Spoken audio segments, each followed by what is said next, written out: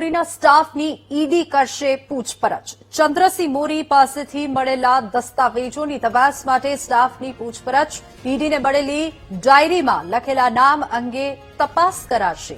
ડાયરીમાં ગૌતમભાઈ, ચેતન, પાસાભાઈ અને મેહુલભાઈના નામનો ઉલ્લેખ જોવા મળી રહ્યો છે।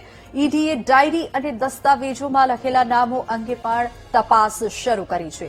જમીન એને કરાવવાના કેસમાં વચેટિયા એડવોકેટના નામ સામે આવ્યા છે। નાયબ મામલતદારના મોબાઈલમાંથી પણ ડેટા મળી આવ્યો છે।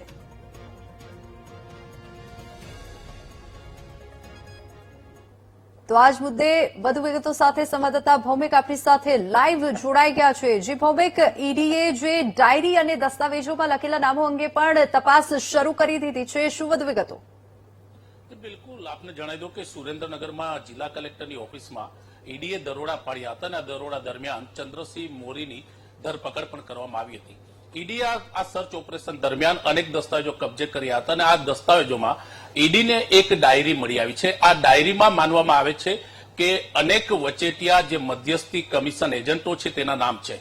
તેમાં 4 થી 5 નામનો ઉલ્લેખ પણ કરવામાં આવ્યો છે, જેમ કે ગૌતમ છે, પાસાભાઈ છે, તે રીતના તેનો ઉલ્લેખ છે। આને લઈ હવે ઈડીએ પોતાની તપાસ શરૂ કરી છે। લગભગ 10 થી 11 જે કર્મચારીઓ છે ચંદ્રસિંહ મોરીના સ્ટાફના, તેમને સમન્સ પાઠવવામાં આવ્યા છે। તેમની ઈડી પૂછપરછ કરી શકે છે।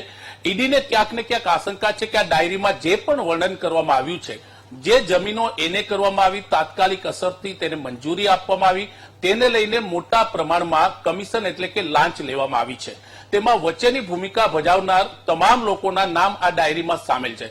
તેને લઈને ઈડીએ સમન્સ પાઠવ્યા છે અને આવનારા થોડાક દિવસોની અંદર ઈડી આ તમામ લોકોની ક્રમબદ્ધ એક બાદ એક પૂછપરછ કરશે। આપને જણાવી દો કે ચંદ્રસિંહ મોરીના બેડરૂમમાંથી 67 લાખ રૂપિયા મળ્યા હતા અને તેમણે સ્વીકાર પણ કર્યો છે કે આ જે રકમ છે તે તેમને એક જમીન મારફતે લાંચ મળી હતી। ત્યારબાદ ઈડીએ 14 દિવસના રિમાન્ડ માંગ્યા હતા, તેને 1 જાન્યુઆરી સુધીના રિમાન્ડ આપ્યા છે। તેની પૂછપરછ કરવામાં આવી રહી છે। આ પૂછપરછ દરમિયાન આ ડાયરીમાં જે નામોનો ઉલ્લેખ છે તેને લઈને પણ પૂછપરછ કરવામાં આવી છે। હવે આ તમામ સ્ટાફને બોલાવવામાં આવશે, તેમની પૂછપરછ કરવામાં આવશે। જે નામો છે તેને આઈડેન્ટિફાઈ કરવામાં આવશે।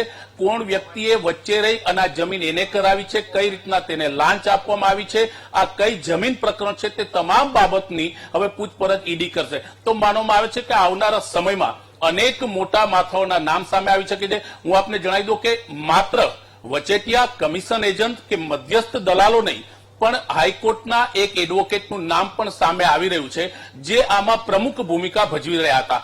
ઈડી તમામ પાસાનો વિચાર કરી આગળ વધી રહી છે, તમામ પુરાવાઓ એકત્ર કરી રહી છે। બીજી બાજુ એસીબીએ પણ આ મામલે પોતાની તપાસની શરૂઆત કરી છે કે જે આવક કરતા સંપત્તિ વધારે હોય, એટલે કે વધારે સંપત્તિને લઈને એસીબી પણ એક બાજુ તપાસ કરી રહી છે। તો માનવામાં આવે છે કે હવે સિકંજો કસવામાં આવી રહ્યો છે અને આવનારા સમયમાં અનેક મોટા ખુલાસા થાય તેવી સંભાવના છે।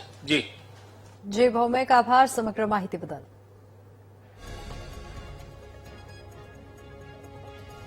તો જમીન એને કરાવવાના કેસમાં વચેટિયા એડવોકેટના નામ પણ સામે આવી રહ્યા છે અને આવનારા દિવસમાં મોટા ખુલાસા થાય તેવી પણ શક્યતા છે। નાયબ મામલતદારના મોબાઈલમાંથી પણ ડેટા મળી આવ્યો છે। 1 ડઝનથી વધુ અધિકારીની ઈડી પૂછપરછ કરી શકે છે। ઈડીની પૂછપરછમાં થઈ શકે છે અનેક મોટા ખુલાસા। તો ઈડીની પૂછપરછમાં અનેક મોટા ખુલાસા આવનારા દિવસોમાં થઈ શકે છે। હવે શું ધડાકો થાય છે તેના પર સૌ કોઈની નજર રહેશે। સુરેન્દ્રનગરના નાયબ મામલતદારનો સ્ટાફ પણ ઈડીની રડાર પર છે। નાયબ મામલતદાર ચંદ્રસિંહ મોરીના સ્ટાફની ઈડી પૂછપરછ કરશે।